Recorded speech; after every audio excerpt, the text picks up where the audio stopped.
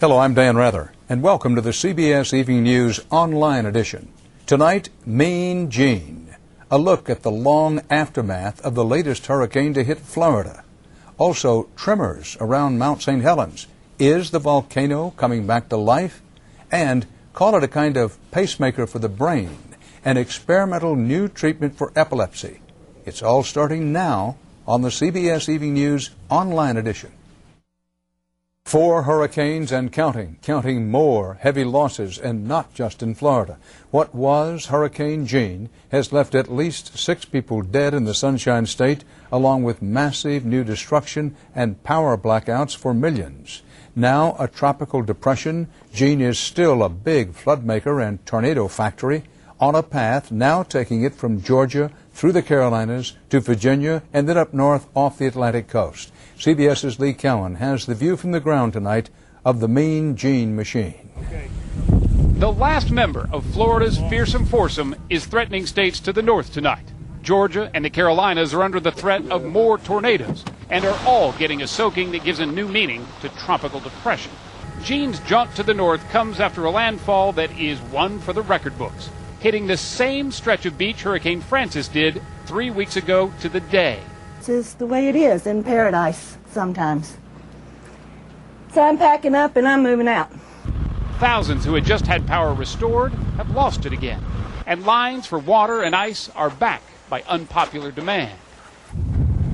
Not since 1886 have 4 hurricanes hit one single state, and Florida is suffering on almost every level. The state's citrus belt, which produces 40% of the world's grapefruit, is in shambles. I would say 100% of this year's crop is lost, and we're looking at 50% tree loss. Florida's fishing industry didn't fare much better. We just stuck, can't go fishing, can't make any money, just stuck at the dock. The largest beef crop in the southeast is struggling to keep its head above water. And dairy farmers have it even worse. With the electricity knocked out to the processing plants and very few milk delivery trucks allowed out on the road, most dairy farmers simply had no choice but to dump their milk.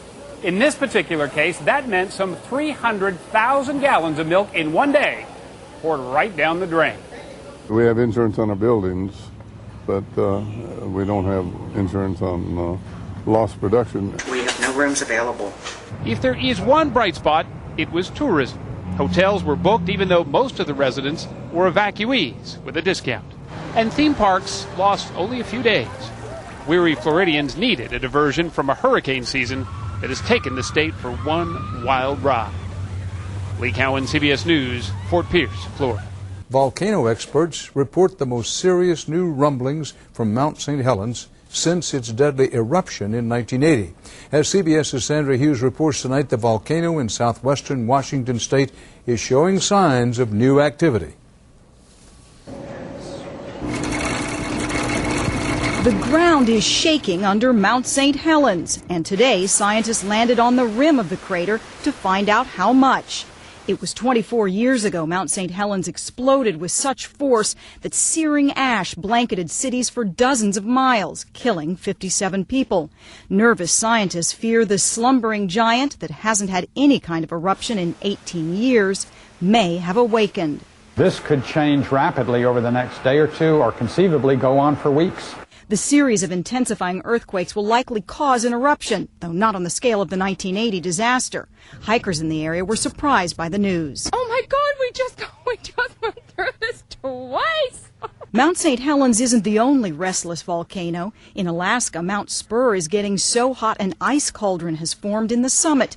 And in Hawaii, both Mauna Loa and Kilauea have become more active. In California, Mammoth Mountain, a popular ski town built directly on top of an underground cauldron, has shown signs of life with killer gases that scorch these trees. All of these volcanoes are located on the so-called Ring of Fire that circles from North America to Asia. They're all related in a very general plate tectonics type of sense, but on a day-to-day basis, they don't really talk to each other. At any given time, at least 20 volcanoes are erupting somewhere in the world. When and if Mount St. Helens becomes one of them is what's keeping scientists on edge. Sandra Hughes, CBS News, Los Angeles. We end tonight with a medical brainstorm to treat a brainstorm. Seizures from epilepsy. More than 2 million Americans have this condition, but but some don't respond to drugs. CBS News medical correspondent Elizabeth Caledon reports on an experimental new treatment, a brain implant, on the Health Watch. In the evenings, as he strolls the grounds of this Pennsylvania farm, that field is covered with deer. Stephen Neely looks every bit the pioneer. And in fact, he is a medical pioneer on a quest to free himself from the epilepsy that has ravaged his life. I'm tired of it. You would be tired of it too. For 10 years, Neely has suffered seizures so frequent and violent he lost a successful business, his marriage, his independence. He needs constant supervision, so he left his sons and life in California and moved to his parents' farm. It's a heartbreak.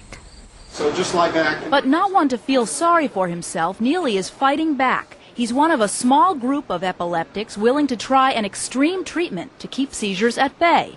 I'm not a person to sit back and say, well, okay, let somebody else be a guinea pig. If they have a cure for epilepsy, I'll try it. It's a pretty good merge with the ventricle right there. Buried deep inside Neely's brain are electrodes hooked up to a device called a deep brain stimulator, implanted as part of a clinical trial back in April.